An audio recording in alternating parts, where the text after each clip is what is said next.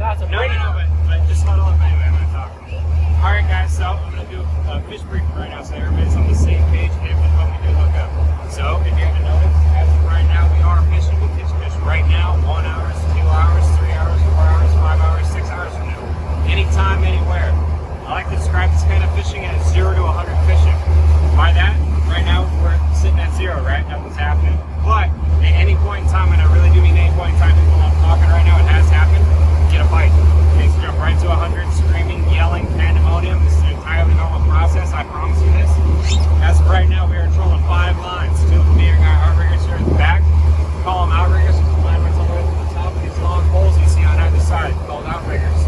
At the very tip of the outrigger, there's a snap guy that looks kind of like the pinch knife, like that. Fish bites, it's just going to snap open like that. Rod's going to swing forward like all the other rods facing forward. So, I was telling her earlier, safety advisement. If for whatever reason you find yourself sitting right here on that same exact spot on the opposite rail, fish bites that rod while you're sitting there, it's going to swing forward, probably give you a nice crack in the side of the ribs.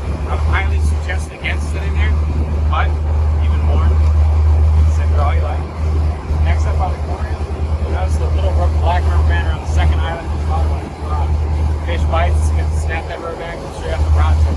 Same thing with the center, that tag line's got a rubber band on it, it'll snap it straight down, you will hear it. It'll look kind of like this when a fish bites, minus me doing the crazy part. Alright, and when that happens, you need to know who's going to fight the first fish, alright? You? Yeah. Alrighty, you're right where you're supposed to be. Fish bites, go right to the chair, do not go to the rod. I will run to the rod, set the drag on the fish and whatnot, and I'll bring the rod to you. So, I'll bring it over like this. Bring it over here.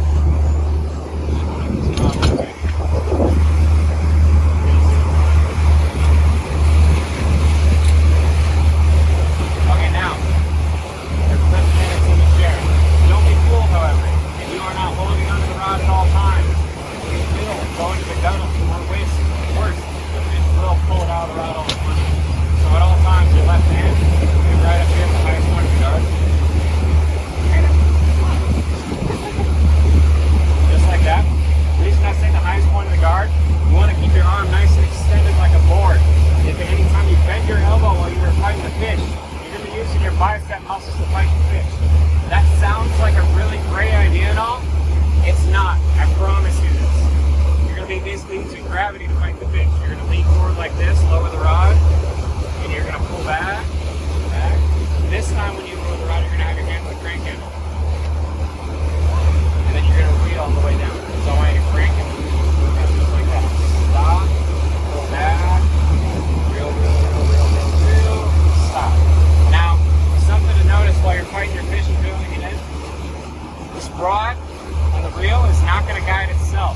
If you just continuously reel, it's going to build the line up right where it currently sits, and it'll get nice and stuck like a knot. To avoid that from happening, you can do 2 things. Kind of, you see the thumb right here, and just move it back and forth, nice and evenly, like a flat surface. Make sense?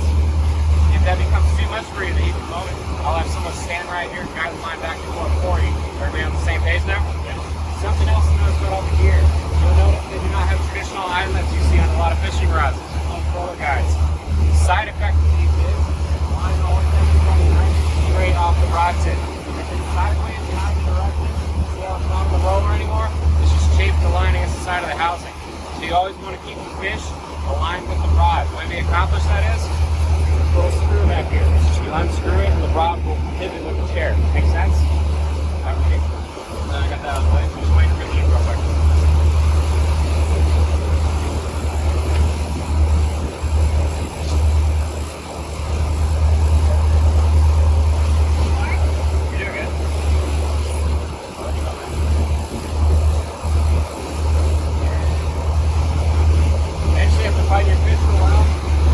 This point.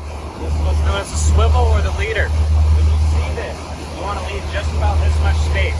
You do not want to crank it up into the rod like that, okay? If it goes up in there and you crank it up, it's going to get nice and stuck like a knot. Same principle, it'll break. Also, you want to leave it right here so that I can grab it, because obviously you can't fight the fish anymore at this point. Either myself or the captain are going to come down here and hand line the fish in by hand, cap it, kill it outside the boat, and bring it on the deck. Now, very important.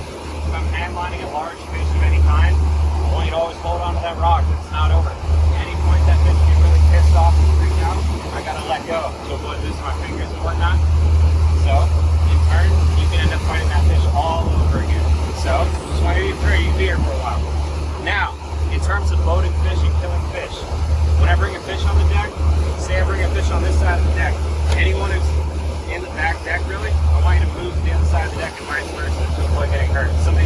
particularly dangerous. Some of them have really sharp teeth, some of them have long pointy bills, and some of them are just crazy. So, that being said, let me risk myself getting over rather than you guys. Make sense? Alright. Also, when we kill fish on the deck, it's liable to get very, very bloody. A bit like a murder scene. If that happens, you get blood on your hands, feet, shoes, clothing, face, whatever, let me know. I got a freshwater washout hose right over there in the corner. We'll hose you down. Also, for whatever reason, you think you might have stepped in blood at some point, I kindly ask that you wait out here to wash your feet off before going to the cabin for obvious reasons.